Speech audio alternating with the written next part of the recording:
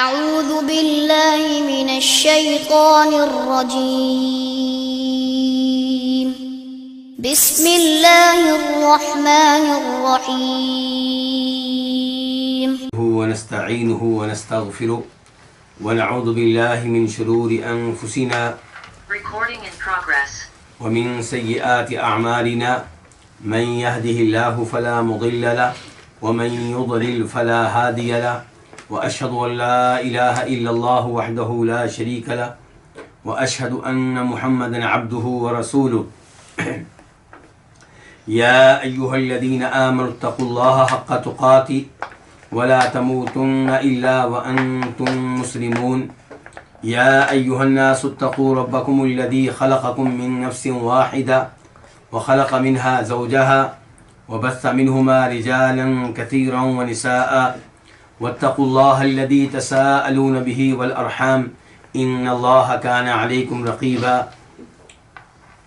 يا أيها الذين آمنوا اتقوا الله وقولوا قولا سديدا يصلح لكم أعمالكم ويغفر لكم ذنوبكم ومن يطع الله ورسوله فقد فاز فوزا عظيما أما بعد فإن خير الحديث كتاب الله وخير الهدي هدي محمد صلى الله عليه وسلم وشر الأمور محدثاتها وكل محدثة بدعة وكل بدعة ضلالة وكل ضلالة في النار. شرح السنہ امام بربہاری کی عقیدہ کے موضوع پہ بڑی شاندار کتاب ہے، اور اس کتاب کے تعارف اور کتاب کے مؤلف کے تعارف پہ گفتگو ہو چکی ہے. آج باقاعدہ طور پہ کتاب کا آغاز کرتے ہیں. چنانچہ فرماتے ہیں امام بربہاری، جن کا نام ہے الحسن بن علی بن خلف: الحمد للہ الذی ہدانا للاسلام ومن علینا بہ واخرجنا فی خیر امہ فنسألہ التوفیق لما یحب ویرضى والحفظ مما یکرہ ویسخط. امام بربہاری فرماتے ہیں، ہر قسم کی حمد و ثنا اس اللہ کے لیے جس نے ہمیں اسلام قبول کرنے کی توفیق دی، اور جس نے ہم پہ دین اسلام کی توفیق دے کر احسان کیا، جس نے ہمیں بہترین امت میں نکالا، بہترین امت میں پیدا کیا، بہترین امت کا حصہ بنایا. تو ہم اس اللہ سے ہر اس کام کی توفیق مانگتے ہیں جس کام میں اللہ کی رضا ہو، جس کام پہ اللہ راضی ہونے والے ہوں، جس کام سے اللہ محبت کرتے ہوں. اور ہم اللہ تعالیٰ سے یہ بھی مطالبہ کرتے ہیں، یہ بھی درخواست کرتے ہیں کہ وہ ہمیں ہر اس کام سے محفوظ رکھے، ہمیں ہر اس کام سے بچائے رکھے جس کام سے اسے نفرت ہو اور جس کام پہ وہ ناراض ہوتا ہو. امام بربہاری نے اپنی کتاب کا آغاز کس سے کیا ہے؟ الحمدللہ سے. کوئی بھی کام ہو اس کے آغاز میں اللہ رب العزت کی حمد و ثنا بیان کرنی چاہیے. یہی طریقہ کار ہے نبی کریم صلی اللہ علیہ وسلم کا، اور یہی طریقہ کار ہم خود قرآن کریم میں دیکھتے ہیں. قرآن کریم کا آغاز کہاں سے ہو رہا ہے؟ بسم اللہ الرحمن الرحیم الحمد للہ رب العالمین. تو اللہ کی حمد و ثنا سے اپنی معاملات کا آغاز کرنا چاہیے، اپنی تقریبات کا آغاز کرنا چاہیے. تو یہاں پہ امام بربہاری نے ایسا ہی کیا ہے، کہا ہے کہ ہر قسم کی حمد و ثنا اللہ تعالیٰ کے لیے. حمد کس کو کہتے ہیں؟ کیوں جی؟ حمد کا مطلب یہ ہے کہ کسی کی خوبیاں بیان کرنا، کسی کی عمدہ خصال کا تذکرہ کرنا، کسی کے کمالات کو بیان کرنا، یہ کیا ہے؟ حمد. حمد اور شکر میں کیا فرق ہے؟ یعنی کہ ہم یہ بھی کہتے ہیں کہ ہم اللہ کا شکر ادا کرتے ہیں کہ اللہ نے ہمیں اسلام قبول کرنے کی توفیق دی، اور کبھی ہم کہتے ہیں کہ ہم اللہ کی حمد و ثنا بیان کرتے ہیں کہ اللہ نے ہمیں اسلام قبول کرنے کی توفیق دی۔ تو حمد و ثنا میں اور شکر میں کیا فرق ہے؟ حمد و ثنا کا مطلب یہ ہے کہ جس کی آپ حمد و ثنا بیان کر رہے ہیں اس کی آپ خوبیاں بیان کریں، اس کے کمالات کا تذکرہ کریں۔ ممکن ہے کہ اس کی ان خوبیوں کا فائدہ آپ کو ہوا ہو اور ممکن ہے کہ فائدہ نہ ہوا ہو۔ ممکن ہے کہ اس نے آپ پہ کوئی انعام کیا ہو، ممکن ہے کہ اس نے آپ پہ کوئی انعام نہ کیا ہو، ممکن ہے کہ اس نے آپ کے ساتھ کوئی احسان کیا ہو، ممکن ہے اس نے آپ کے ساتھ کوئی احسان نہ کیا ہو۔ آپ اس کی خوبیوں کی طرف دیکھیں گے، اس کے کمالات کی طرف دیکھیں گے۔ اور شکر میں کیا ہوتا ہے؟ شکر آپ اسی کا ادا کرتے ہیں جو آپ کے ساتھ نیکی کرتا ہے، جو آپ پہ کوئی انعام کرتا ہے، جو آپ کو کوئی نعمت دیتا ہے۔ تو یہ فرق ہے حمد میں اور شکر میں۔ تو حمد کا لفظ اس لحاظ سے کیا ہے؟ عام ہے، یعنی کہ جس کی آپ حمد بیان کر رہے ہیں، جس کی آپ تعریفیں بیان کر رہے ہیں، اس نے آپ پہ کوئی احسان کیا ہو نہ کیا ہو، آپ پہ کوئی انعام کیا ہو نہ کیا ہو، آپ اس کی تعریفیں کر رہے ہیں، اس کی خوبیاں بیان کر رہے ہیں۔ مثال کے طور پہ اللہ رب العزت کی مخلوقات میں سے عظیم ترین مخلوق کیا ہے؟ اللہ کا عرش۔ اللہ کے اس عرش کا مجھے اور آپ کو کوئی فائدہ ہوا؟ بظاہر ہمیں کوئی فائدہ فی الحال کوئی نظر نہیں آتا، لیکن ہم اللہ کی حمد و ثنا بیان کرتے ہیں کہ اللہ نے اتنی بڑی مخلوق عرش کو پیدا کیا ہے، جو آسمانوں سے بڑی مخلوق ہے، زمین سے بڑی مخلوق ہے۔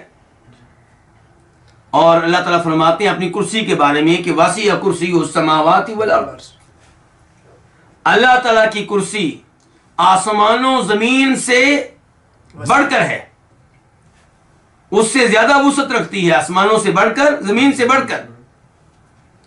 اب اللہ کی اس کرسی کا بظاہر مجھے اور آپ کو کوئی فائدہ نہیں ہے، لیکن ہم اللہ کی خوبی بیان کرتے ہیں کہ اللہ نے اتنی بڑی کرسی بنائی ہے کہ جو آسمانوں سے بڑی مخلوق ہے، زمین سے بڑی مخلوق ہے، اور جناب عبداللہ بن عباس فرماتے ہیں کہ وہ اللہ کے پاؤں رکھنے کی جگہ ہے۔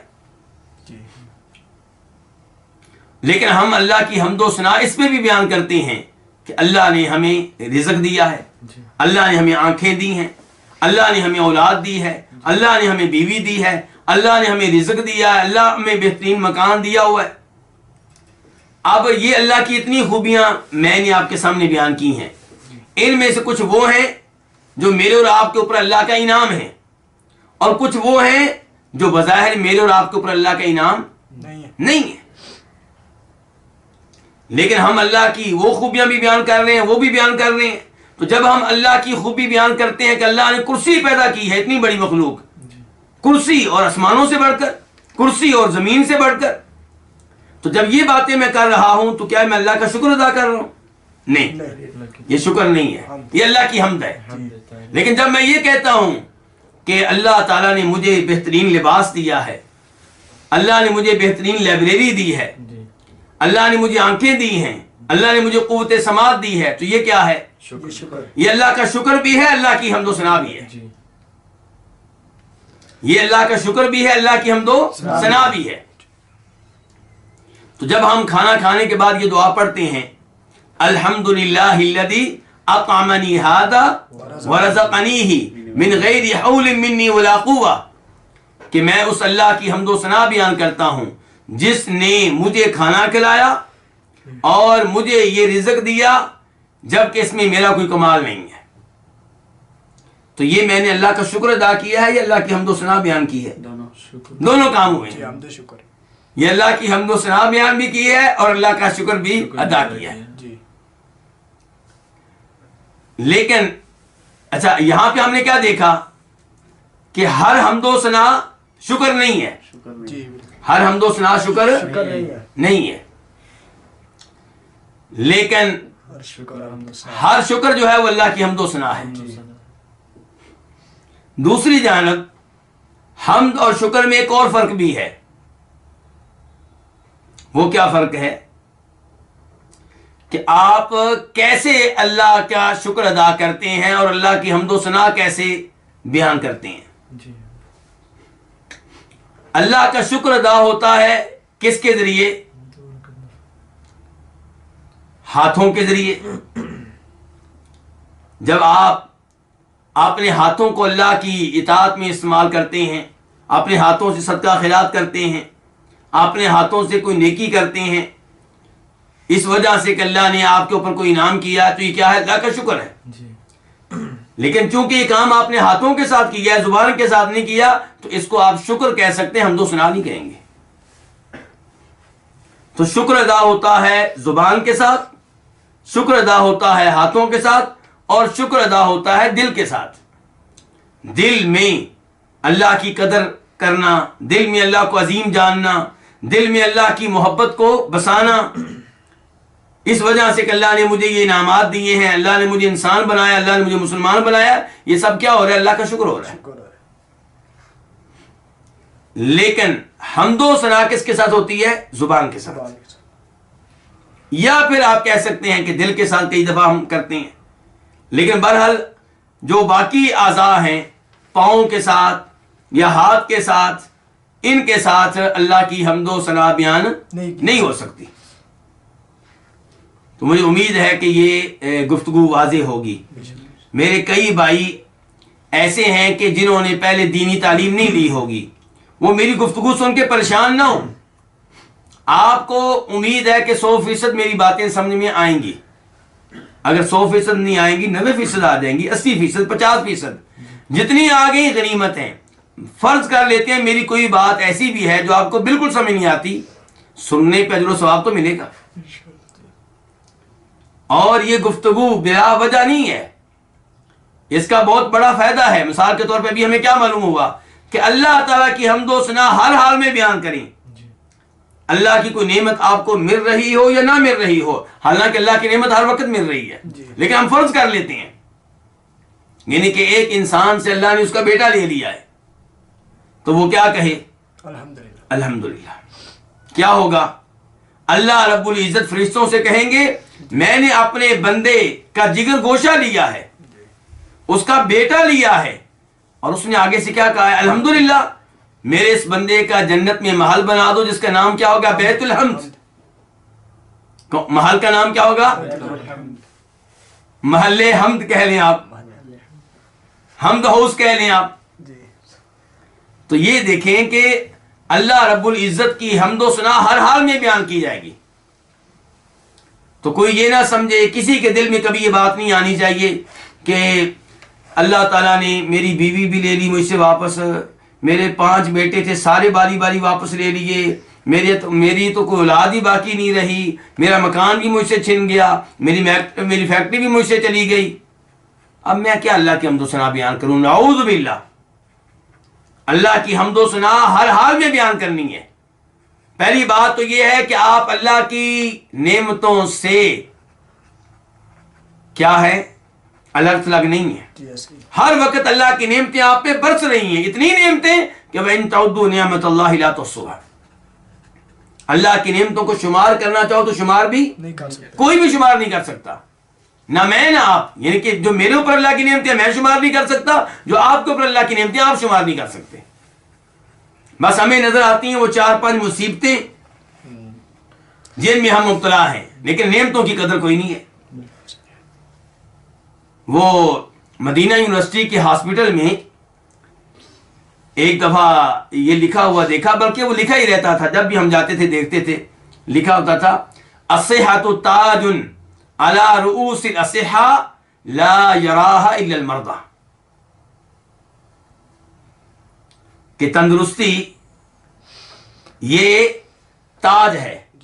یہ کیا ہے؟ تاج ہے. کن کے سروں پہ ہے؟ یہ جو صحت مند ہیں، جو تندرست ہیں، ان کے سروں پہ ایک تاج ہے تندرستی کی شکل میں، لیکن نظر نہیں آتا.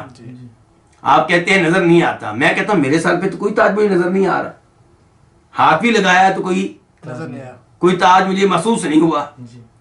تو وہاں پہ پوری عبارت یہ ہے کہ یہ تاج آپ کو نظر نہیں آئے گا. جی. یہ کن کو نظر آئے گا؟ مریضوں کو. مریضوں کو.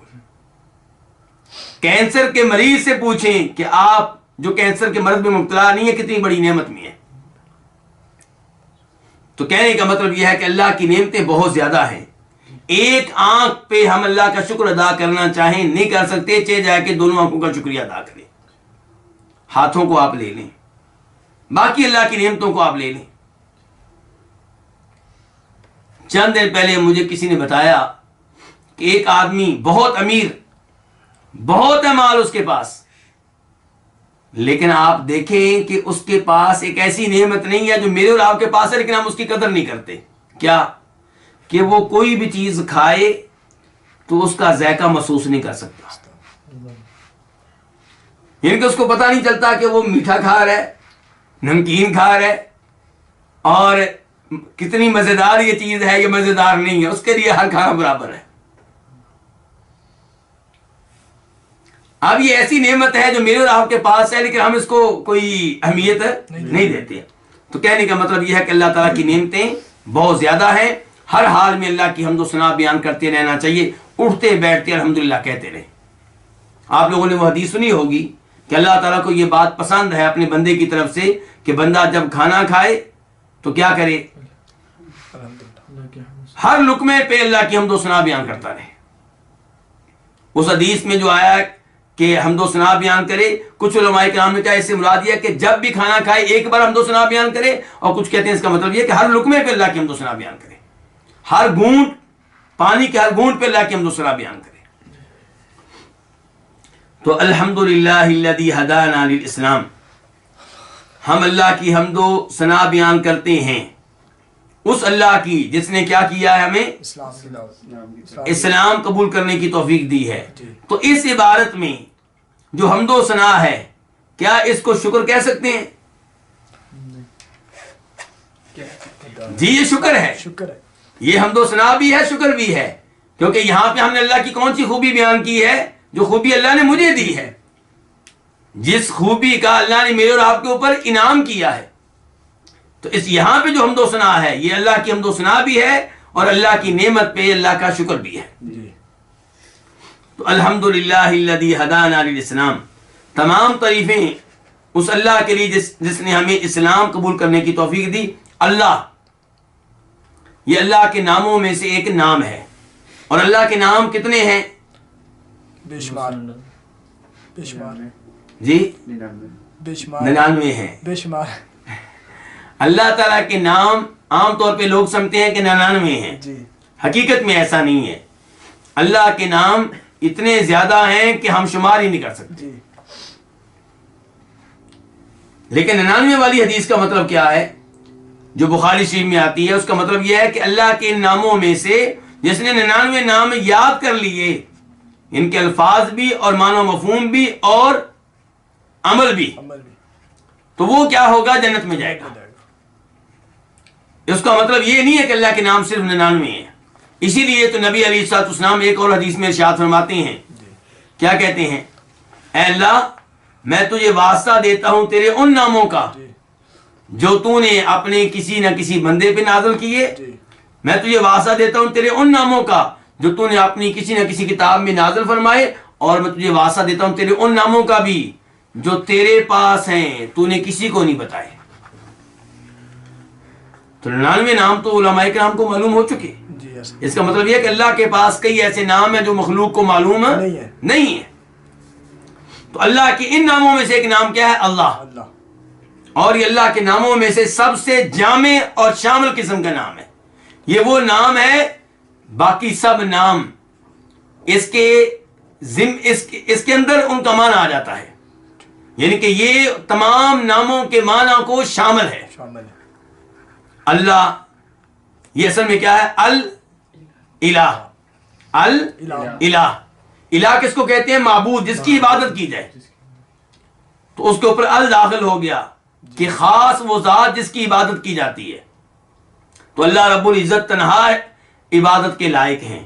اس لیے اللہ کا نام کیا ہے؟ اللہ. اور یہ ایسا اللہ کا نام ہے جو کبھی بھی کسی اور کا نام نہیں رکھا گیا. الحمدللہ الذی ہدانا، تمام تعریفیں اس اللہ کے لیے جس نے ہمیں اسلام قبول کرنے کی کیا دی؟ توفیق دی، ہدایت دی۔ ہدایت اس کا معنی کیا ہوتا ہے؟ رہنمائی کرنا، کسی کی رہبری کرنا۔ ہدایت کی دو بڑی قسمیں ہیں، ایک ہدایت دلالت و ارشاد اور ایک ہدایت توفیق۔ ہدایت ارشاد کا مطلب کیا ہوتا ہے؟ کسی کی رہنمائی کر دینا، کسی کو گائیڈ کر دینا، کسی کو راستہ بتا دینا۔ اور ہدایت توفیق کیا ہے کہ کسی کو اس راستے پہ چلنے کی توفیق دے دینا، کسی کو اس راستے پہ چلا دینا۔ اب جو ہدایت کی پہلی قسم ہے وہ کیا ہے؟ کسی کی رہنمائی کر دینا۔ یہ وہ ہدایت ہے جو عام ہے، یہ مسلمان کے لیے بھی ہے، کافر کے لیے بھی ہے۔ نبی علیہ الصلوۃ والسلام جب اللہ کی طرف سے اللہ کا پیغام لے کر آئے، اللہ کا کلام لے کر آئے، تو آپ کی یہ دعوت، آپ کی یہ تبلیغ، آپ کی یہ ہدایت، آپ کی یہ رہنمائی کن کے لیے تھی؟ سب کے لیے تھی، مسلمانوں کے لیے بھی، کافروں کے لیے بھی۔ اور یہ ہدایت جو ہے، یہ جو ہدایت ارشاد ہے، یہ دینے والا کون ہے؟ اللہ تعالیٰ بھی، اور اللہ نے اپنے نبیوں کو بھی بھیجا ہے کہ میرے بندوں کو ہدایت دو، یعنی کہ ان کی رہنمائی کرو۔ اور پھر نبیوں کے بعد علماء کرام، جو انبیاء کرام علیہ السلام کے وارث ہیں، وہ بھی کیا ہے؟ ہادی ہیں، ہدایت دینے والے ہیں، اپنی اپنی قوموں کی، اپنے اپنے رشتہ داروں کی، اپنے اپنے شاگردوں کی کیا کرنے والے ہیں؟ رہنمائی کرنے والے ہیں، انہیں ہدایت دینے والے ہیں۔ اور اسی معنی میں اللہ تعالیٰ فرماتے ہیں قرآن حکیم میں، وَأَمَّا ثَمُودُ فَهَدَيْنَاهُمْ فَاسْتَحَبُّوا الْعَمَىٰ عَلَى الْهُدَىٰ۔ اللہ تعالیٰ کہتے ہیں جہاں تک تعلق ہے قوم سمود کا، فَهَدَيْنَاهُمْ، تو ہم نے ان کو ہدایت دی۔ جب اللہ نے ان کو ہدایت دی تو پھر ان کو پر عذاب کیوں آیا تھا؟ یہاں ہدایت سے مراد یہ نہیں ہے کہ اللہ نے ان کو دین اسلام پہ چلا دیا تھا، نہیں، ہدایت کا مطلب یہ ہے کہ ہم نے ان کی طرف اپنا نبی بھیجا۔ کون سے نبی تھے ان کے؟ صالح علیہ السلام۔ صالح علیہ السلام نبی بن کر آئے، انہیں ہدایت دیتے رہے، رہنمائی کرتے رہے، بتاتے رہے کہ اس راستے پہ چلو جنت میں جاؤ گے، اس راستے پہ چلو گے تو جہنم کی طرف لے کر جائے گا۔ تو اللہ تعالیٰ کہتے ہیں ہم نے ان کو ہدایت دی، ان کی ان کی رہنمائی کی، لیکن انہوں نے ہماری ہدایت کو اختیار کرنے کی بجائے گمراہی کو اختیار کیا۔ تو اس سے کیا پتا چلا کہ یہ ہدایت توفیق نہیں ہو سکتی۔ ہدایت توفیق ہوتی تو انہیں عذاب نہ ملتا، ہدایت توفیق ہوتی تو اللہ تعالیٰ یہ نہ کہتے کہ ہم نے ان کو ہدایت دی لیکن انہوں نے ہماری ہدایت کی بجائے کس کو اختیار کیا؟ گمراہی کو اختیار کیا۔ اور اللہ تعالیٰ جب یہ کہتے ہیں نبی علیہ الصلوۃ والسلام سے مخاطب ہو کر سورہ شورى میں، وَإِنَّكَ لَتَهْدِي إِلَىٰ صِرَاطٍ مُسْتَقِيمٍ، کہ آپ صراط مستقیم کی طرف لوگوں کی رہنمائی کرتے ہیں، انہیں ہدایت دیتے ہیں۔ تو اس سے مراد بھی کون سی ہدایت ہے؟ ہدایت ارشاد۔ دوسری ہدایت کیا ہوتی ہے؟ ہدایت توفیق، کسی کو اسلام قبول کرنے کی توفیق دے دینا، کسی کو دین اسلام پہ چلا دینا، یہ وہ ہدایت ہے جو خاص ہے۔ ایک تو اس لحاظ سے خاص ہے کہ یہ ہدایت، اس ہدایت کا مالک صرف اللہ تعالیٰ ہے، یہ ہدایت نبی علیہ السلام کے ہاتھ میں نہیں ہے، آپ کی قدرت میں نہیں ہے، اسی لیے آپ اپنا پورا زور لگانے کے باوجود اپنے چچا ابو طالب کو مسلمان نہیں کر سکے، ایمان کے اوپر نہیں لا سکے۔ کہتے رہے یا عمی قل لا الہ الا اللہ کلمۃ احاج لک بہا عند اللہ، چچا جی آپ کلمہ پڑھ لیں، آپ کلمہ پڑھ لیں گے تو میں اللہ رب العزت کے ہاں آپ کی شفاعت کرنے کے قابل ہو جاؤں گا۔ لیکن چچا نے کلمہ نہیں پڑھا اور آپ کلمہ پڑھوا نہیں سکے، حتیٰ کہ اللہ نے کہا انک لا تہدی من احببت، آپ ہدایت کے مالک نہیں ہیں، جس کو آپ چاہیں ہدایت دے دے، ایسا ہمارا نظام نہیں ہے۔ ہمارا نظام یہ ہے کہ ولیکن اللہ یہدی من یشاء، اللہ ہدایت دیتا ہے جس کو چاہتا ہے. تو یہاں پہ 2 مرتبہ ہدایت کا لفظ آیا ہے اور دونوں مرتبہ اس ہدایت سے مراد ہدایت توفیق ہے. تو یہ ہدایت خاص ہے، دینے والا بھی خاص اللہ تعالیٰ، اور جن کو ملتی ہے وہ بھی خاص. کون؟ مومن. کافر کو ملے گی تو مومن بن جائے گا. تو یہ ہدایت توفیق. تو یہاں پہ جب کہا جا رہا ہے کہ ہم اس اللہ کی حمد و ثنا بیان کرتے ہیں جس نے ہمیں اسلام کی جانب ہدایت دی، تو اس ہدایت سے مراد کون سی ہدایت ہے؟ دونوں ہدایت، ہدایت ارشاد بھی توفیق بھی. جہاں ہدایت توفیق ہوگی وہاں پہلے ہدایت ارشاد ہوگی. یعنی کہ آپ نے اسلام قبول کیسے کر لیا ہے؟ جب آپ کو آپ کی رہنمائی کی گئی ہے، آپ کو اسلام کی طرف رغبت دی گئی ہے، اسلام کی خوبیاں آپ کو بتائی گئی ہیں، تبھی آپ نے اسلام قبول کیا نا. تو یہاں پہ کون سی ہدایت مراد ہے؟ پھر ہدایت ارشاد بھی، ہدایت توفیق بھی. جب ہم نماز میں کہتے ہیں اہدنا الصراط المستقیم، اے اللہ ہمیں صراط مستقیم کی ہدایت دے، تو اس سے مراد بھی دونوں ہدایت ہیں، ہدایت ارشاد بھی، ہدایت توفیق بھی. تو الحمدللہ الذی ہدانا للاسلام، ہم اس اللہ کی حمد و ثنا بیان کرتے ہیں جس نے ہمیں اسلام قبول کرنے کی توفیق دی. جنتی بھی جنت میں کیا کہیں گے؟ سورہ اعراف میں کیا آتا ہے؟ الحمدللہ الذی ہدانا لہذا. ہم حمد و ثنا بیان کرتے ہیں اس اللہ کی جس نے ہمیں اس کی توفیق دی. وما کننا لنہتدی لولا ان ہدانا اللہ، اگر ہمیں اللہ ہدایت نہ دیتا تو ہم ہدایت پانے والے نہیں تھے. یہ کون سی ہدایت ہے؟ ہدایت توفیق، اور اس میں ہدایت ارشاد بھی شامل ہے.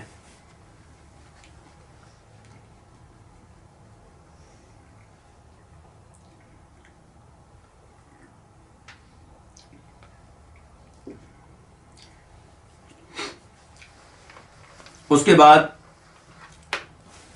یہاں ہمیں یہ بھی سبق ملا کہ انسان کو اعتراف کرنا چاہیے، مان لینا چاہیے کہ میں اگر آج مسلمان ہوں تو یہ میرا کمال نہیں ہے، یہ میرے رب کا میرے اوپر کرم ہے، میرے رب کا میرے اوپر فضل ہے، میرے رب کا میرے اوپر احسان ہے.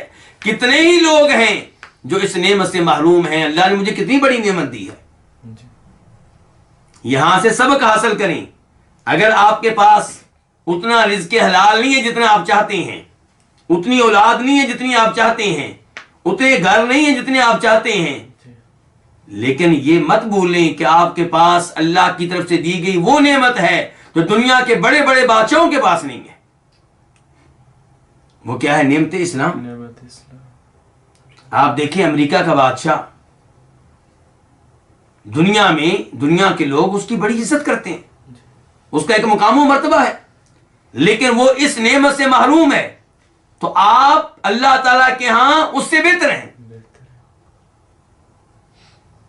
روس کے صدر کو آپ لے لیں. ایسے ہی بڑے بڑے یہ لوگ جو ہیں جنہیں بڑا بڑا سمجھا جاتا ہے، جن کو دیکھ کر کئی دفعہ کئی مسلمان جو ہیں وہ رشک کر رہے ہوتے ہیں. یہ بڑے بڑے کافر جو اداکار ہوتے ہیں اور کافر جو کھلاڑی ہوتے ہیں اور جن کے پاس بڑی بڑی بلڈنگیں ہیں، پلازے ہیں، بڑی بڑی عظیم الشان گاڑیاں ہیں، بڑے بڑے عظیم الشان محلات ہیں، اور آپ سنتے ہیں کہ یہ دنیا کا نمبر 1 انسان ہے مال کے لحاظ سے، تو منہ میں پانی نہیں آنا چاہیے، بلکہ اس موقع پہ اللہ کا شکر ادا کریں. یا اللہ، یہ دنیا والوں کی نگاہوں میں ہیرو ہے، لوگ اس کے پاس بیٹھنا اپنے لیے اعزاز سمجھتے ہیں. وہ شاید آپ لوگوں کو یاد ہو، ایک لڑکی تھی عرفہ کریم. عرفہ کریم لڑکی تھی، ایک مسلمان ملک پاکستان سے تعلق رکھتی تھی، کمپیوٹر کی بڑی ماہر تھی، چھوٹی عمر کی تھی. تو وہ جو کمپیوٹر کی دنیا کا کیا کہتے ہیں اس کا، بل گیٹس کیا کہتے ہیں اس کو، بل گیٹس، اس نے اس کو بلایا اور 10 منٹ اس کو دیے. تو وہ جناب والا شور پڑ گیا کہ اس بچی کے لیے اعزاز ہے کہ اس کو اس نے 10 منٹ دے دیے. تو میرے بھائی آپ کتنے خوش نصیب ہیں، اللہ نے آپ کو دین اسلام جیسی نعمت دے دی ہے، 5 اوقات میں اپنے لیے زمین پہ سجدہ کرنے کی توفیق دے دی ہے. بلکہ مجھے یہاں پہ وہ آدمی بھی یاد آ رہا ہے جس کا انٹرویو سعودی ٹیلی ویژن نے کیا تھا، وہ ویل چیئر پہ بیٹھا ہوا تھا، وہ لیٹ نہیں سکتا، معذور ہے، وہ سجدہ نہیں کر سکتا، وہ چل پھر نہیں سکتا، بول سکتا ہے. اور جب اس سے پوچھا گیا انٹرویو میں تمہاری سب سے بڑی خواہش، کہا میری سب سے بڑی خواہش یہ ہے کہ اللہ تعالیٰ بس مجھے ایک سجدہ کرنے کی توفیق دے دے. اللہ نے ہمیں صحت دی ہے، تندرستی دی ہے، نماز پڑھنے کی یعنی کہ صلاحیت دی ہے، لیکن ہم نہیں پڑھتے، سستیاں کرتے ہیں، نماز کو بوجھ سمجھتے ہیں. اور وہ کیا کہہ رہے، میری ایک ہی خواہش ہے کہ مجھے اللہ تعالیٰ ایک سجدہ کرنے کی توفیق دے دے. تو اللہ کی اس نعمت کی قدر کرنی چاہیے. الحمدللہ الذی ہدانا للاسلام، تمام تعریفیں اس اللہ تعالیٰ کے لیے جس نے ہمیں دین اسلام قبول کرنے کی کیا دی ہے، توفیق دی ہے. ومن علینا بہ، اور ہم پہ اس کے ذریعے احسان کیا ہے. تو احسان پھر کس کا ہوا؟ لیکن کئی مسلمان بولتے نہیں ہیں، لیکن ان کا انداز بتا رہا ہوتا ہے جیسے مسلمان ہو کے انہوں نے اللہ پہ احسان کیا ہے. 30 روزے رکھ کے رمضان کے جیسے کیا کیا ہے، اللہ کے اوپر احسان کیا ہے. اور 5 وقت کی نمازیں پڑھتے ہیں، یا اپنے بچے کو قرآن کا حافظ بنایا ہے، دین کا عالم بنایا ہے، قاری بنایا، تو یوں سمجھتے ہیں کہ میں نے ہم نے اللہ کے احسان کر دیا. یہ آپ کا احسان نہیں، احسان کس کا ہے؟ اللہ کا. اللہ کیا فرماتے ہیں سورہ حجرات میں، یمنون علیک ان اسلموا قل لا تمنوا علی اسلامکم بل اللہ یمن علیکم ان ہداکم للایمان ان کنتم صادقین. یہ احسان جتاتے ہوئے کہتے ہیں کہ جی ہم نے اسلام قبول کیا، آپ کا کلمہ پڑھا، اللہ کے رسول کو کہتے ہیں. اللہ تعالی نے کہا کہ ہمارے نبی آپ ان سے کہہ دیں کہ یہ مسلمان ہونے کا احسان میرے اوپر نہ رکھو، یہ تو اللہ کا تمہارے اوپر احسان ہے. ان ہداکم للایمان، کہ اس نے تمہیں ایمان قبول کرنے کی کیا دی ہے، توفیق دی ہے. تو یہ اللہ کا بہت بڑا احسان ہے، اللہ کا بہت بڑا انعام ہے.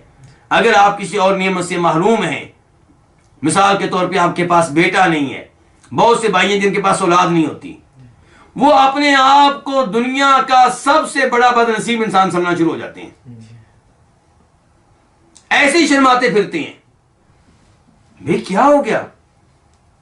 اگر یہ ایک نعمت آپ کے پاس نہیں ہے تو اللہ کی ہزاروں لاکھوں نعمتیں آپ کے پاس ہیں. ان نعمتوں میں سے ایک نعمت کیا ہے؟ یہ اسلام. تو اس لیے اس نعمت پہ اللہ کا شکر ادا کریں. وَأَخْرَجَنَا فِي خَيْرِ أُمَّةٍ، اب یہاں پہ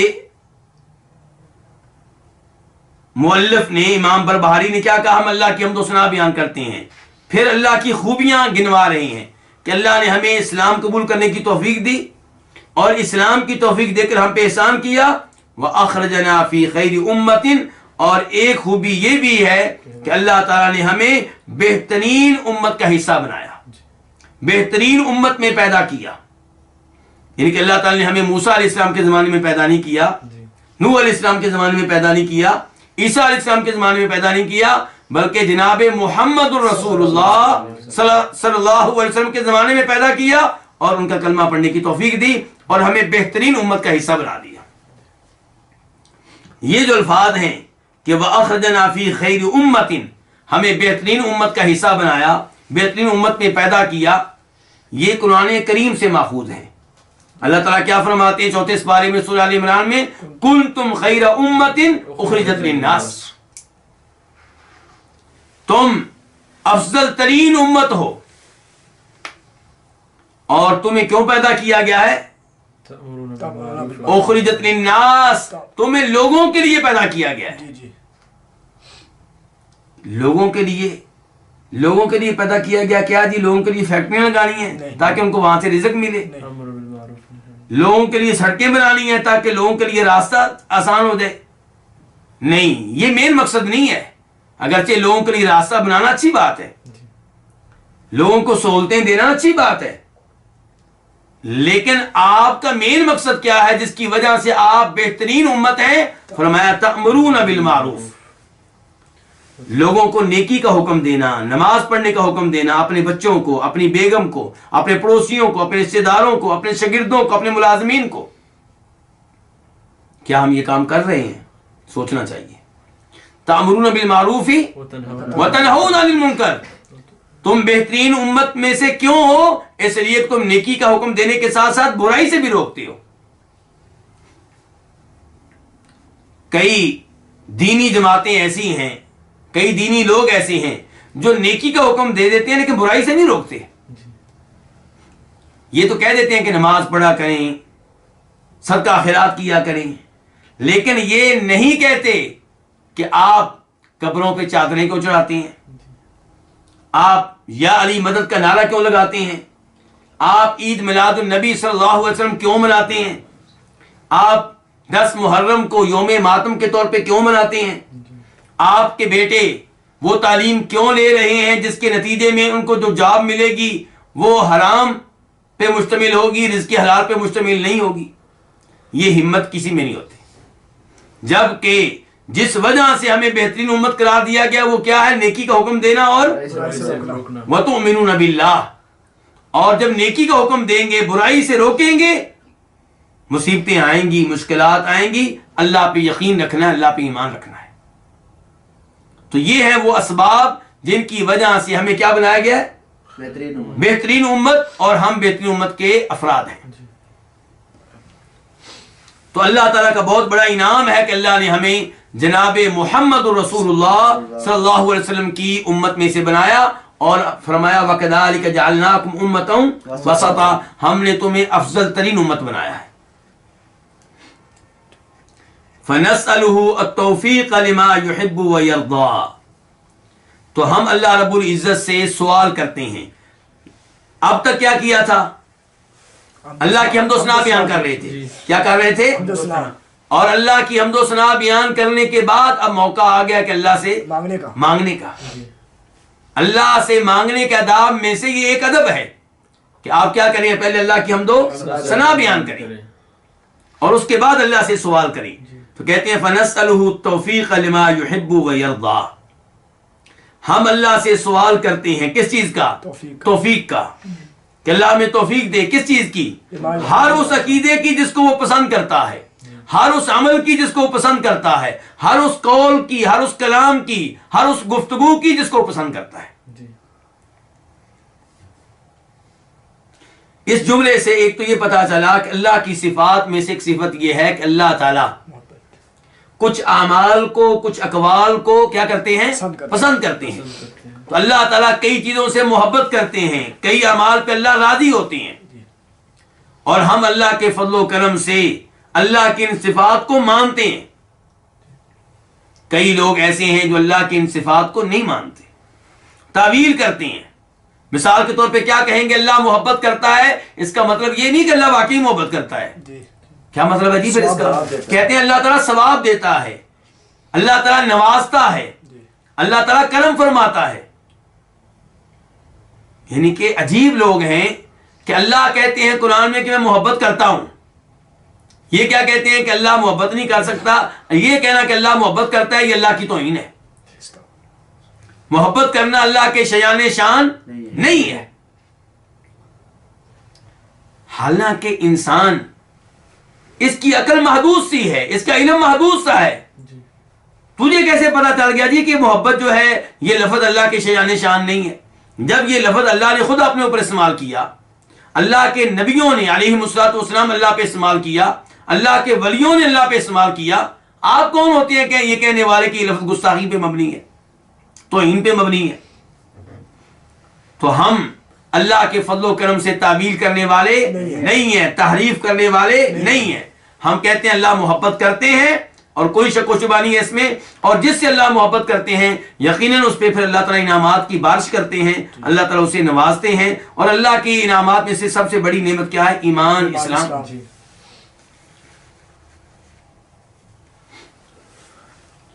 یہاں پہ سوال یہ ہے کہ جب اللہ نے ہمیں ہدایت دے دی ہے تو پھر یہ مزید کیا سوال ہو رہا ہے جی؟ ایک طرف تو کہہ رہے تھے اللہ نے ہمیں اسلام کی توفیق دے دی، ہدایت دے دی، تو جب آپ کو پورا اسلام مل گیا تو اب آپ اللہ سے کیا مانگ رہے ہیں؟ ہر اس چیز کی توفیق. ایسے ہی نماز کی ہر رکعت میں آپ اللہ سے کیا مانگتے ہیں؟ بھئی آپ مسلمان ہیں، نماز آپ پڑھ رہے ہیں، پھر آپ کہتے ہیں اہدنا الصراط المستقیم. بے صراط مستقیم کے اوپر تو آپ لگے ہوئے ہیں. تو اس کے دو یعنی کہ فوائد ہیں. نمبر ایک کہ استقامت دوام ہمیشگی کہ خاتمہ کس پہ ہو؟ اسی ہدایت پہ ہو، خاتمہ اسلام پہ ہو، ایمان پہ ہو، صراط مستقیم پہ ہو. اور دوسرے نمبر پہ ہمیں ہدایت مکمل طور پہ نہیں ملی. اگر ہم نمازیں پڑھتے ہیں تو زکوٰۃ واجب ہوتی ہے تو وہ کئی دفعہ ہم گڑبڑ کر جاتے ہیں اس میں، اور کئی واجبات ہیں جن کو ہم ترک کر دیتے ہیں. جن کاموں سے ہمیں منع کیا گیا، جو ہمارے اوپر حرام کیے گئے، ان میں سے کئی ایسے ہیں جن کا ہم ارتکاب کرتے ہیں. ٹھیک ہے جی، ہم چونکہ اہل دین میں رہتے ہیں، دینی ماحول میں رہتے ہیں، ہم سود نہیں لیتے، ہم جادو کے جرم کا ارتکاب نہیں کرتے، لیکن کیا ہم غیبت سے بھی مکمل طور پہ بچے ہوئے ہیں؟ نہیں. کیا ہم جھوٹ بولنے کے مرض سے مکمل طور پہ محفوظ ہیں؟ نہیں. کیا دین اسلام کی ہر چیز کا علم ہمارے پاس ہے؟ تو اس لیے ہم محتاج ہیں اس بات کے کہ ہم اللہ سے ہر نماز میں کہیں، نماز کی حرکت میں کہیں اہدنا الصراط المستقیم. اور یہاں پہ امام بربہاری بھی کہہ رہے ہیں کہ ہم اللہ سے سوال کرتے ہیں کس کا؟ توفیق کا. توفیق کن کی؟ ان اعمال کی، ان اقوال کی، ان عقائد کی جن کو اللہ پسند کرتا ہے، جن پہ اللہ راضی ہے. مثال کے طور پہ اللہ تعالیٰ کن اعمال کو پسند کرتا ہے جی؟ ان اللہ یحب التوابین ویحب المتطہرین. اللہ تعالیٰ محبت کرتا ہے کن سے؟ توبہ کرنے والوں سے اور پاکیزگی اور طہارت کا اہتمام کرنے والوں سے. اس کا مطلب یہ ہے کہ توبہ کرنا نیک عمل ہے، اچھا عمل ہے، ایسا عمل ہے جس سے اللہ محبت کرتے ہیں. جب ہم کہہ رہے ہیں ہم اللہ سے توفیق مانگتے ہیں ان اعمال کی جن سے اللہ محبت کرتا ہے، تو اس کا مطلب یہ ہے کہ ہم اللہ سے توفیق مانگتے ہیں کہ اللہ ہمیں توبہ کرنے کی توفیق دے، اللہ تعالیٰ ہمیں پاک صاف رہنے کی توفیق دے، پلید چیزوں سے بچائے، گندگی سے بچائے، شرک کی گندگی سے بھی اور پیشاب پخانے کی گندگی سے بھی. ہمارا لباس پاک صاف ہو، ہمارا جسم پاک صاف ہو. اللہ تعالیٰ کہتے ہیں واقسطوا ان اللہ یحب عدل و انصاف کرو. اللہ تعالیٰ انصاف کرنے والوں سے کیا کرتے ہیں؟ محبت کرتے ہیں. اس کا مطلب یہ ہے کہ ہم اللہ سے یہ سوال کر رہے ہیں کہ یا اللہ ہمیں انصاف کرنے کی توفیق دے. اور اس کا ایک اور مطلب بھی ہے کہ جن جن شخصیات سے اللہ تعالیٰ کو محبت ہے، ہم اللہ تعالیٰ سے سوال کر رہے ہیں کہ ہمیں ان سے محبت کرنے کی توفیق دے. انبیاء کرام علیہ السلام، صحابہ کرام، خلفائے اربع، عشرہ مبشرہ، نبی علیہ السلام کی بیویاں امہات المؤمنین، آل بیت جو مسلمان ہوئے، تو ہم اللہ سے گویا کہ سوال کر رہے ہیں کہ یا اللہ ہمیں چونکہ تو ان سے محبت کرتا ہے، ہمیں ان سے محبت کرنے کی توفیق دے. اس کے بعد والحفظ مما یکرہ ویسخط، اور ہم اللہ سے سوال کرتے ہیں کس چیز کا؟ کہ اللہ ہماری حفاظت کرے، ہمیں بچائے رکھے ان اعمال سے، ان اقوال سے، ان عقائد سے جن سے اللہ کو نفرت ہے، جن کو اللہ ناپسند کرتا ہے اور جن پہ اللہ ناراض ہوتا ہے. اس جملے سے پتا چلا، بلکہ دونوں جملوں کو ملائیں تو کیا پتا چلا کہ لا حول ولا قوت الا باللہ. گناہوں سے بچانے والا بھی اللہ، نیکی کی توفیق دینے والا بھی اللہ. شرک سے بچانے والا، کبیرہ گناہوں سے بچانے والا کون؟ اللہ. اور نمازیں پڑھنے کی توفیق دینے والا، روزے رکھنے کی توفیق دینے والا کون؟ اللہ. تو ہم اللہ کے محتاج ہیں، صرف رزق لینے میں نہیں، صرف لباس لینے میں نہیں، صرف اولاد لینے میں نہیں، بلکہ نماز پڑھنے میں بھی ہم اللہ کے محتاج ہیں. گناہوں سے بچنے کے معاملے میں بھی ہم اللہ کی مدد کے محتاج ہیں. اس لیے لا حول ولا قوت الا باللہ یہ پڑھتے رہنا چاہیے. یا حی یا قیوم برحمتک استغیث یہ پڑھتے رہنا چاہیے. اللہ سے ہر دم مدد مانگتے رہنا چاہیے. تو اب اللہ تعالیٰ کئی عقائد سے کو ناپسند کرتے ہیں. مثال کے طور پہ شرکی عقائد، شرکی اقوال، شرکیہ کلمات، یا علی مدد کا نعرہ لگانا، اور یا شیخ عبد القادر جیلانی شیئا للہ، اس قسم کے الفاظ کہنا، اللہ کے علاوہ کسی اور کی قسم اٹھانا، اور اگر اعمال کی طرف آ جائیں تو کیا قبروں پہ چادریں چڑھانا، قبر والوں کو سجدہ کرنا، قبر والوں سے دعائیں کرنا، ان کے سامنے جھکنا، تو یہ ساری وہ چیزیں ہیں جن کو اللہ ناپسند کرتے ہیں، اور تو ہم اللہ سے سوال کر رہے ہیں کہ یا اللہ ہمیں ان تمام امور سے بچا۔ یہ بڑی شاندار قسم کی دعا ہے جو امام بربہاری نے یہاں پہ کی ہے۔ اس کے بعد امام بربہاری کہتے ہیں اعلموا ان الاسلام هو السنہ والسنۃ هی الاسلام ولا يقوم احدهما الا بالآخر۔ آپ یہاں دیکھ رہے ہیں کہ امام بربہاری کے کلام کو تقسیم کر دیا گیا ہے، یہ اس کو کا نمبر دیا گیا، اس کو نمبر ایک، تو یہ نمبر ایک ہے۔ اس ترتیب سے کتنے جملے ہیں امام بربہاری کے جو ہم نے پڑھنے ہیں انشاءاللہ؟ 156۔ جی جی چلیے بھائی بتا رہے ہیں 156 نہیں بھائی، 163 تو میں دیکھ رہا ہوں، آخر میں 156 نہیں 163 تو میں نے دیکھا ہے۔ 156 لے کے آخری سے 163 غلط کیا۔ تو بہرحال یہ انشاءاللہ اس ترتیب سے ہم پڑھیں گے۔ تو اب یہ جو پہلا جملہ ہے امام بربہاری کے کلام کا، کہتے ہیں جو اس سے پہلا تھا وہ کیا تھی؟ وہ تمہید تھی، وہ اللہ کی حمد و ثنا تھی۔ اب باقاعدہ وہ گفتگو جو ہم سے کرنا چاہتے ہیں، تو کہتے ہیں اعلموا، تم جان لو، اعلموا تم جان لو، ان الاسلام هو سنہ، کہ بے شک اسلام ہی سنت ہے، وسنت ہی الاسلام، اور سنت ہی کیا ہے؟ اسلام ہے۔ بلکہ یہ دوسرے لفظ کو آپ دوسرا جو سنہ کا لفظ آیا اس کو آپ السنتا پڑھ سکتے ہیں، کہ جان لو کہ بے شک اسلام ہی سنت ہے اور سنت ہی کیا ہے؟ اسلام ہے، اور ان میں سے کوئی بھی دوسرے کے بغیر قائم نہیں ہو سکتا۔ پہلا لفظ کیا کہا ہے امام صاحب نے؟ اعلموا، جان لو۔ تو یہ لفظ، اس سے ہمیں دو فائدے مل رہے ہیں۔ نمبر ایک، امام بربہاری کہنا چاہتے ہیں جان لو، یہ کہ میری بات دھیان سے سنو، توجہ سے سنو، بڑی اہم بات کرنے والا ہوں، ہمیں خبردار کر رہے ہیں، وارننگ دے رہے ہیں۔ اور دوسرے نمبر پہ وہ کہنا چاہتے ہیں کہ اعلموا، جو میں چیزیں دے رہا ہوں یہ علم ہے، اور یہ علم لو، یہ چیزیں سیکھو۔ جیسے اللہ تعالیٰ فرماتے ہیں قرآن حکیم میں فَاعْلَمْ أَنَّهُ لَا إِلَهَ إِلَّا اللَّهُ، لا الہ الا اللہ پڑھ لینا کافی نہیں ہے، لا الہ الا اللہ کے بارے میں علم بھی ہونا چاہیے کہ لا الہ الا اللہ کا مطلب کیا ہے۔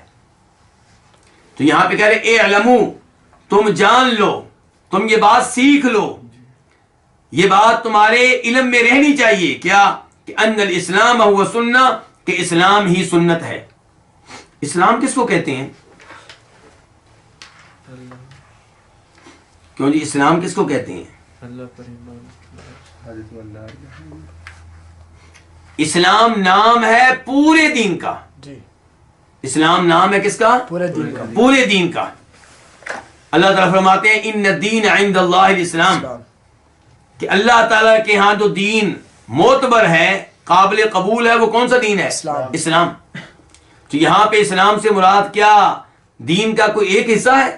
نہیں، یہاں اسلام سے مراد پورا دین ہے، ظاہری اعمال بھی، دلی اعمال بھی،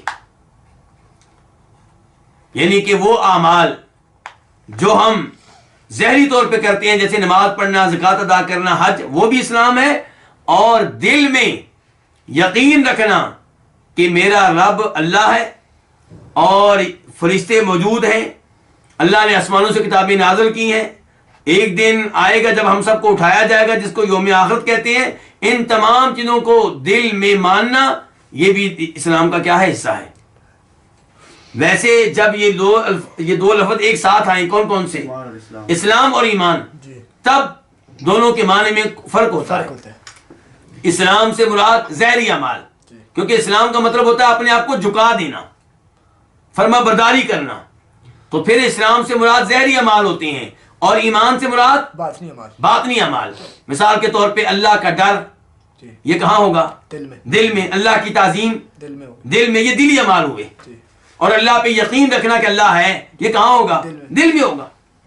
اور نماز پڑھنا، زکوٰۃ ادا کرنا اور گواہی دینا کہ اللہ کے علاوہ کوئی معبود برحق نہیں، یہ کیا ہوگا؟ ظاہری اعمال. یہ ظاہری اعمال ہوں گے.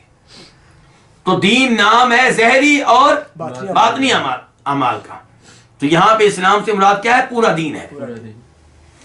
کہتے ہیں جان لو کہ ان الاسلام هو السنہ. اسلام کیا ہے؟ وہ سنت ہے. سنت سے مراد کیا؟ نبی علیہ الصلوۃ والسلام کا طریقہ. آپ نے اسلام پہ عمل کیا ہے نا، جی. آپ نے اسلام پہ عمل کر کے دکھایا ہے. تو اسلام جو ہے یہ سنت ہے، یعنی کہ نبی علیہ السلام کا طریقہ ہے. وسنت ہی الاسلام، اور نبی علیہ السلام کا طریقہ کیا ہے؟ وہ اسلام ہے. اسلام. ولا يقوم احدهما الا بالاخر. ان میں سے کوئی بھی قائم نہیں ہو سکتا دوسرے کے بغیر. جی. Recording stopped. Recording in progress. ان میں سے کوئی بھی دوسرے کے بغیر قائم نہیں ہو سکتا. کیا مطلب؟ اگر کوئی یہ سمجھتا ہے کہ میں اسلام پہ عمل کر سکتا ہوں نبی علیہ الصلوۃ والسلام کو نمونہ بنائے بغیر، جی. آپ کی اتباع کیے بغیر، آپ کے نقش قدم کے بغیر پہ چلے بغیر، آپ کی رہنمائی کے بغیر، تو یہ اس کی غلط فہمی ہے. جی. تو اس لیے آپ صحیح معنوں میں کامیابی تبھی حاصل کر سکیں گے جب آپ نبی علیہ الصلوۃ والسلام کی اتباع کرتے ہوئے، آپ کی تعلیمات کو اپناتے ہوئے، آپ کے نقش قدم پہ چلتے ہوئے اس دین پہ عمل کریں گے.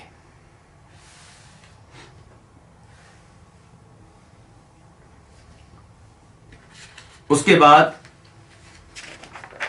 دوسرا جملہ امام صاحب کے اس کلام کا، کہتے ہیں فَمِنَ السُّنَّةِ لُزُومُ الْجَمَاعَةِ فَمَنْ رَغِبَ عَنِ الْجَمَاعَةِ وَفَارَقَهَا خَلَعَ رِبْقَةَ الْإِسْلَامِ مِنْ عُنُقِهِ وَكَانَ ضَالًّا مُضِلًّا.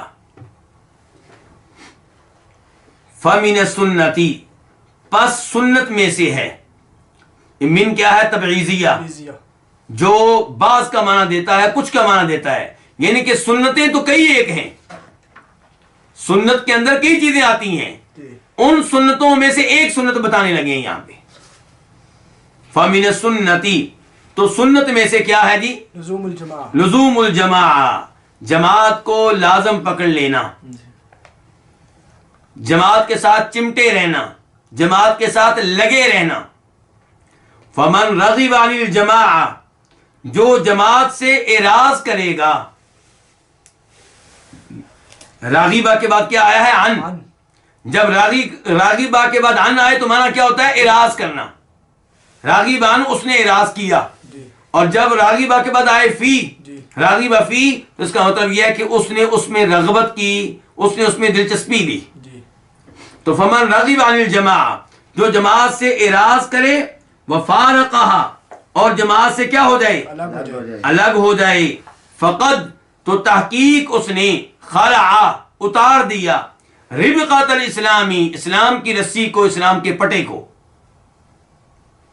کہاں سے اتار دیا؟ من عنقه. من عنقه، اپنی گردن سے. وکان ضالا، اور وہ گمراہ ہوگا، مضلا، گمراہ کرنے والا ہوگا.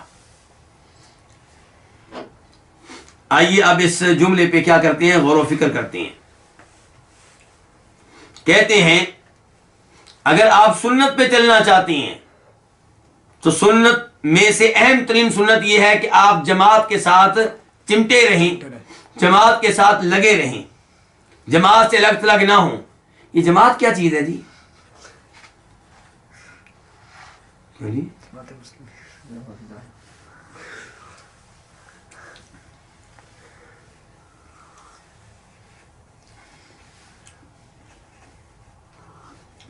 مسلمانوں کی جماعت. مراد یہاں پہ جماعت سے مراد مسلمانوں کی وہ جماعت جو حق کے اوپر ہو. جی. مسلمانوں کی کون سی جماعت؟ جو حق پر ہے. جو حق کے اوپر ہو، جو کتاب و سنت کے اوپر ہو، جی. جو شرک و بدعات پہ نہ ہو. یہ جماعت جو ہے ان کو آپ تھامے رہیں, ان کے ساتھ چمٹے رہیں, ان کے ساتھ لگے رہیں. چاہے یہ جماعت ایک آدمی کے اوپر مشتمل ہو یا 100 کے اوپر یا 1000 کے اوپر یا لاکھ کے اوپر, تھوڑے ہوں یا زیادہ ہوں. کثرت کا اعتبار نہیں ہے, اعتبار اس چیز کا ہے کہ یہ جماعت حق کے اوپر ہے یا نہیں. تو ابراہیم علیہ السلام اکیلے بھی ہیں تو جماعت ہے. ان ابراہیم کان امۃ قانتا للہ حنیفا. تو اس لیے جماعت کے ساتھ رہنا ہے. اور جماعت کس کو کہتے ہیں؟ مسلمانوں کی وہ لوگ جو کس کے اوپر ہیں؟ حق کے اوپر ہیں, اور ان کا کوئی امام بھی ہو, ان کا کوئی حکمران ہو, ان کا کوئی خلیفہ ہو. تو جماعت کب بنے گی؟ نمبر 1 کچھ لوگ جو حق کے اوپر ہوں, گمراہی کے اوپر نہ ہوں. نمبر 2 ان کا کیا ہو؟ کوئی امام ہو, کوئی حکمران ہو, کوئی مسلمان خلیفہ ہو. تو یہ لوگ کیا ہیں؟ یہ جماعت ہیں. تو فَمِنَ السُّنَّةِ لُزُومُ الْجَمَاعَةِ, سنت میں سے کیا ہے؟ جماعت کے ساتھ لگے رہنا, چمٹے رہنا, ان کو لازم پکڑ لینا. فَمَنْ رَغِبَ عَنِ الْجَمَاعَةِ, جو جماعت سے اعراض کرے, وَفَارَقَهَا, اور جماعت سے کیا ہو جائے؟ الگ ہو جائے, تو یقیناً اس نے اپنی گردن سے اسلام کے پٹے کو اتار دیا ہے. یہ جو الفاظ ہیں امام بربہاری کے, یہ انہوں نے ایک حدیث سے لیے ہیں. کیسے لیے ہیں؟ ایک حدیث سے لیے ہیں. وہ حدیث کون سی ہے وہ آپ کے سامنے میں رکھنا چاہوں گا. نمبر 1 حدیث کو روایت کرنے والے ہیں ابو ذر غفاری رضی اللہ تعالی عنہ, اور اس حدیث کو امام ابو داؤد اپنی سنن میں لے کر آئے ہیں, اور اس کا نمبر ہے 4558 4558. اور اہم بات جو آپ نے یاد رکھنی ہے وہ یہ کہ باب کیا ہے؟ باب فی الخوارج. امام ابو داؤد کہتے ہیں کہ اب میں جو باب قائم کرنے لگا ہوں, جو حدیث ذکر کرنے لگا ہوں, کن کے بارے میں؟ خوارج کے بارے میں, خارجیوں کے بارے میں, جو مسلمان حکمرانوں سے بغاوت کرتے ہیں ان کے بارے میں. اور اس میں جو حدیث لے کر آئے ہیں وہ یہ ہے کیا کہ من فارق الجماعہ قید شبرن, جو بالشت بر, بالشت کس کو کہتے ہیں؟ یہ کتنا, جو اتنی مقدار بھی جماعت سے الگ ہو جائے, معمولی سا جماعت سے الگ ہو جائے, فقد خلع ربقۃ الاسلام من عنقہ, یقیناً اس نے اسلام کی رسی کو, اسلام کے پٹے کو اپنی گردن سے اتار دیا ہے.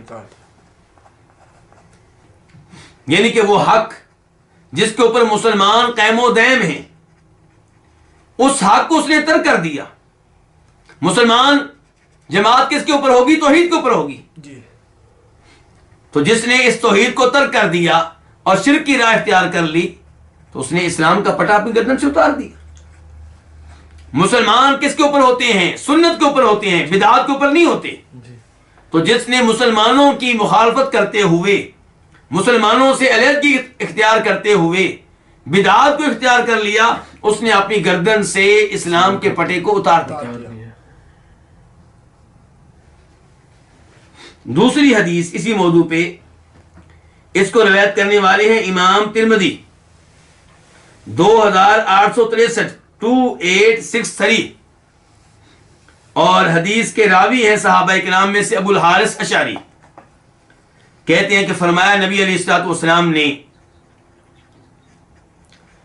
وَأَنَا آمُرُكُمْ بِخَمْسٍ,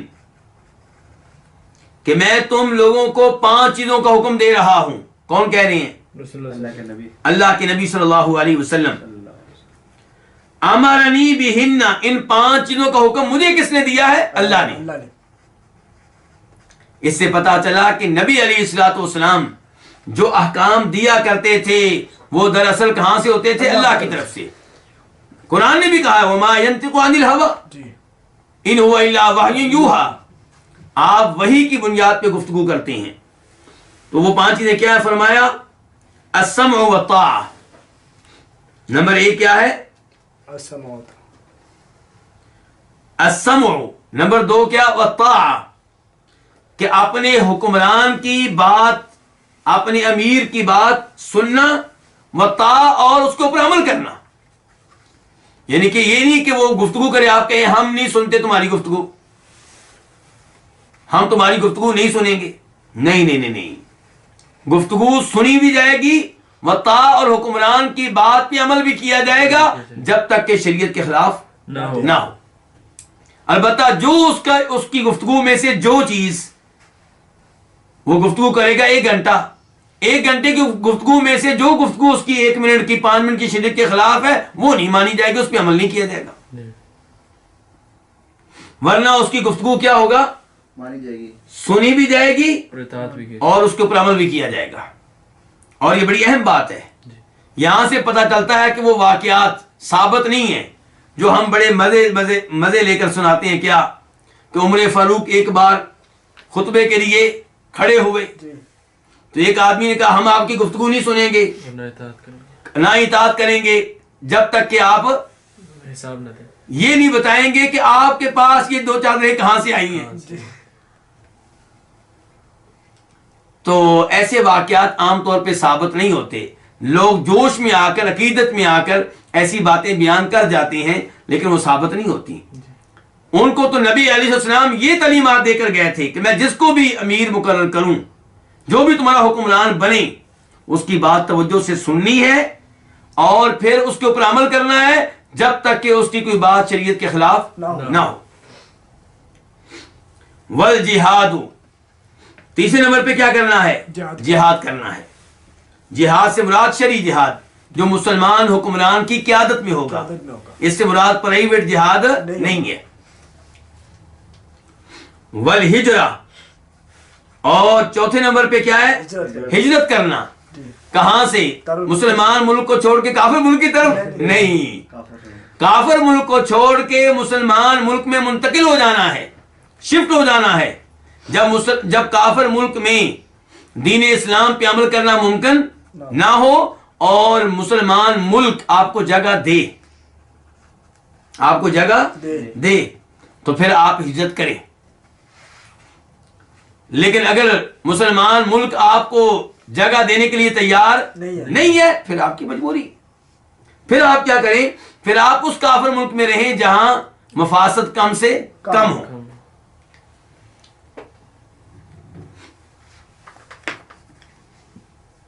والجماع، اور 5واں حکم آپ نے کیا دیا؟ جماعت کو لازم بنانا. جماعت کو تھامے رکھنا ہے، جماعت کے ساتھ منسلک رہنا ہے. کیا اس جماعت سے مراد وہ جماعتیں ہو سکتی ہیں جو مسلمان ممالک میں موجود ہیں؟ پرائیویٹ جماعتیں جو حکمران کی نہیں، وہ مراد نہیں ہے. یہاں جماعت سے مراد کیا ہے؟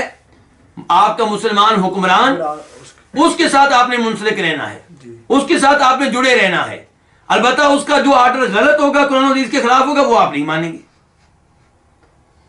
لیکن یہ بھی نہیں ہے کہ اس ایک غلط آرڈر کی وجہ سے آپ اعلان بغاوت کر دیں. آپ اس کی اصلاح کریں گے، نصیحت کریں گے، علیحدگی میں اسے ملنے کی کوشش کریں گے، آپ اس کو خفیہ طور پہ لیٹر بھیجیں گے. لیکن اعلان بغاوت کرنا یہ جو ہے اسلام اس کی اجازت نہیں دیتا. تو آپ انہیں یہ 5 چیزیں بتائی ہیں کس نے؟ رسول اللہ صلی اللہ علیہ وسلم نے. اور پھر آپ کہتے ہیں فَإِنَّهُ مَنْ فَارَقَ الْجَمَاعَةَ، کیونکہ جو جماعت سے الگ ہو گیا، قید شبرین، ایک بالش کے برابر بھی، فقد خلع ربقۃ الاسلام من عنقه، اس نے اسلام کے پٹے کو اپنی گردن سے اتار دیا ہے، الا ان یرجع، الا یہ کہ واپس آ جائے، توبہ کر لے. تو یہ 2 احادیث ہیں جن سے امام بربہاری نے یہ الفاظ لیے ہیں کہ فمن رغب عن الجماعہ، جو جماعت سے اعراض کرے، وفارقہ، اور جماعت سے الگ ہو جائے، فقد خلع ربقۃ الاسلام من عنقه، تو اس نے اپنی گردن سے اسلام کے پٹے کو کیا کیا ہے؟ اتار دیا ہے. اور یہ گفتگو قرآن کریم کی اس آیت کے مطابق بھی ہے جس میں اللہ تعالیٰ کہتے ہیں وَمَن يُشَاقِقِ الرَّسُولَ مِن بَعْدِ مَا تَبَيَّنَ لَهُ الْهُدَىٰ وَيَتَّبِعْ غَيْرَ سَبِيلِ الْمُؤْمِنِينَ نُوَلِّهِ مَا تَوَلَّىٰ وَنُصْلِهِ جَهَنَّمَ. جو نبی علیہ الصلوۃ والسلام کی مخالفت کرے حق آ جانے کے بعد، ہدایت واضح ہو جانے کے بعد، اور مسلمانوں کا راستہ چھوڑ کے کسی اور راستے کی پیروی کرے، تو ہم اس کو پھر کیا کریں گے؟ اس کو ادھر پھیر دیں گے جدھر وہ جا رہا ہے، اور اسے جہنم میں جگہ دیں گے۔ تو اس سے بھی پتا چلا کہ شذوذ اختیار نہیں کرنا چاہیے، کوئی الگ راستہ اختیار نہیں کرنا چاہیے، مسلمانوں کی جماعت کے ساتھ رہنا چاہیے۔ اور یہاں پہ میں جناب حذیفہ کی حدیث کے چند الفاظ آپ کے سامنے رکھنا چاہوں گا، جس حدیث میں نبی علیہ الصلوۃ والسلام نے فتنوں کے بارے میں خبردار کیا تھا۔ کس کے بارے میں خبردار کیا تھا؟ فتنوں کے بارے میں۔ تو جناب حذیفہ نے کہا تھا کہ اللہ کے رسول علیہ الصلوۃ والسلام، اگر میں ان فتنوں کو پالوں، فتنوں کا زمانہ پالوں، تو میں کیا کروں؟ آپ مجھے کیا نصیحت کرتے ہیں، کیا حکم دیتے ہیں؟ فرمایا ان تلزم جماعت المسلمین و امامہم، مسلمانوں کی جماعت سے منسلک رہنا، اور مسلمانوں کا جو حکمران ہوگا، خلیفہ ہوگا، امام ہوگا، اس کے ساتھ لگے رہنا، جڑے رہنا۔ تو کتنی چیزیں آپ نے ذکر کی ہیں؟ دو، مسلمانوں کی جماعت اور ان کا خلیفہ، ان کا حکمران۔ اور یہاں پہ آپ یہ نوٹ کریں کہ آپ نے یہ نہیں کہا کہ مسلمانوں کی جماعت سے منسلک رہنا ہے اور ان کے حکمران سے بھی، حکمران کے ساتھ منسلک رہنا ہے جب تک کہ وہ معصوم ہو، جب تک کہ وہ فرشتہ ہو۔ میں نے کئی دفعہ دروس میں، مثلا نبوی میں بھی، جب اس موضوع پہ گفتگو کی تو لوگ پریشان ہو جاتے ہیں، وہ کہتے ہیں اچھا اگر ہمارا مسلمان حکمران جو ہے وہ فاسق و فاجر ہو، وہ شرابی ہو۔ بھائی نبی علیہ السلام نے جب کہا ہے کہ حکمران کی اطاعت کرنی ہے، آپ نے کب کہا کہ وہ فرشتہ ہوگا؟ آپ نے کب کہا کہ وہ معصوم ہوگا؟ البتہ یہ آپ نے ہدایات دے دی ہیں کہ غلط بات کوئی بھی کہے وہ نہیں ماننی، اور اگر حکمران غلط بات کہے تو آپ کیا کریں گے؟ اصلاح کریں گے، اصلاح کریں گے۔ لوگ کہتے ہیں نہیں جی یہ کام کہاں کرنا چاہیے؟ سر عام۔ ڈرنا دینا۔ تو میری گزارش یہ ہے، میں کئی دفعہ یہ مثال دیا کرتا ہوں، ہمیں یہ بھی حکم دیا گیا کہ اپنے والد کی اطاعت کریں، بیوی کو حکم دیا گیا خاوند کی اطاعت کرے۔ تو آپ کی بیوی اگر محلے میں نکل کے آپ کی اصلاح کرے تو کیسا ہے جی؟ باہر گلی میں آ کے آپ کی اصلاح کرے، کلمہ حق بیان کرے تو کیسا ہے؟ اور آپ کا بیٹا اگر آپ کے خلاف گلی محلے میں آ کے احتجاج کرے اور آپ کی اصلاح کرے تو کیسا ہے؟ کوئی برداشت نہیں کرے گا، تو حکمران کیسے برداشت کرے گا؟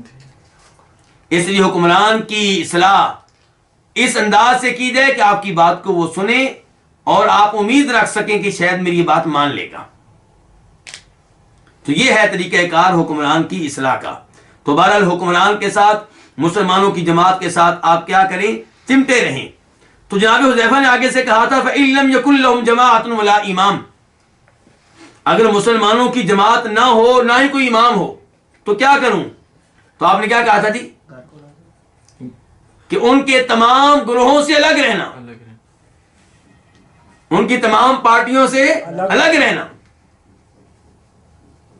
تو یہ ہے تعلیمات نبی صلی اللہ علیہ وسلم کی۔ اور آج اگر مسلمان اپنے اپنے مسلمان حکمرانوں کے ساتھ جڑ جائیں تو اس کا نقصان کن کو ہوگا؟ کفار کو ہوگا۔ آج کفار کی بہت بڑی کامیابی ہے کہ مسلمان حکمران کے خلاف مسلمانوں کے دلوں میں شدید بغض پایا جاتا ہے۔ اس لیے مسلمان حکمران کی جو حکومت ہوتی ہے وہ گزرتی ہے کس حال میں؟ کہ عوام حکمران کے خلاف، حکمران عوام کے خلاف، آپس میں پھر لڑتے رہتے ہیں، اور کافر لوگ خوش ہوتے رہتے ہیں کہ آپس میں کمزور ہو رہے ہیں۔ جبکہ اگر آپ مسلمان حکمران کے ساتھ کھڑے ہوں تو کافروں کو پتا ہوگا کہ اگر یہ مسلمان حکمران غصے میں آ گیا اور ہمارے خلاف اس نے کچھ کیا تو اس کی پبلک اس کے ساتھ کھڑی ہے، تو ہمیں پھر چھوڑنے والے یہ لوگ نہیں ہیں، اس کی قوت میں اضافہ ہوگا۔ تو یہ وہ تعلیمات ہیں جو ہمیں نبی علیہ السلام سے ملتی ہیں۔ اور آخری دفعہ میں پھر اس آخری جملے کا ترجمہ کر کے آج کے درس کا اختتام کریں گے انشاءاللہ۔ تو فَمِنَ السُّنَّةِ، سنت میں سے یہ ہے کیا لزوم الجماع کہ جماعت کو تھامے رکھنا، ان کے ساتھ چمٹے رہنا، ان کے ساتھ لگے رہنا، ان کے ساتھ منسلک رہنا. فمن رغب عن الجماع جو جماعت سے اعراض کرے وفارقہا اور جماعت سے کیا ہو جائے الگ ہو جائے فقد خلا تو تحقیق اس نے اتار دیا. کیا اتار دیا؟ ربقۃ الاسلام اسلام کا پٹا اپنی گردن سے. وکان ضالا اور ایسا شخص کیا ہوگا؟ گمراہ ہوگا. گمراہ ہوگا. مضلا دوسروں کو بھی گمراہ کرنے والا ہوگا. اس کا مطلب یہ ہے کہ آپ مسلمانوں کے ساتھ رہیں اور اپنے حکمران کے ساتھ رہیں. البتہ جہاں پہ آپ کا حکمران غلطی کرے اس غلطی کو آپ قبول نہیں کریں گے اور اس کے اوپر آپ عمل نہیں کریں گے، اس کی اچھے انداز سے اصلاح کرنے کی کوشش کریں گے. اللہ رب العزت سے دعا ہے کہ اللہ رب العزت ہمیں اسی عقیدے پہ قائم و دائم رکھے جو نبی علیہ السلام صحابہ کرام کو سکھا کر گئے تھے اور جو صحابہ کرام کا عقیدہ تھا، جو تابعین تبع تابعین کا عقیدہ تھا. انشاءاللہ درس کا اختتام یہیں 11:15 ہوا کرے گا، کیونکہ آج درس کا آغاز کب ہوا تھا؟ 9:30 پہ. تو 9:30 پہ چونکہ درس کا آغاز ہو رہا ہے تو 1.25 گھنٹہ 1 گھنٹہ 15 منٹ انشاءاللہ درس ہوا کرے گا. اللہ تعالی ہمیں استقامت کے ساتھ یہ کتاب پڑھنے کی اور اس کے اوپر عمل کرنے کی توفیق دے. اس میں جو خیر ہے وہ اللہ رب العزت کی طرف سے ہے اور اس کے بعد مؤلف کی محنت ہے، اور اگر کہیں کوئی کمی بیشی ہوئی تو انشاءاللہ اس کے بارے میں خبردار کیا جائے گا. وآخر دعوانا الحمدللہ رب العالمین.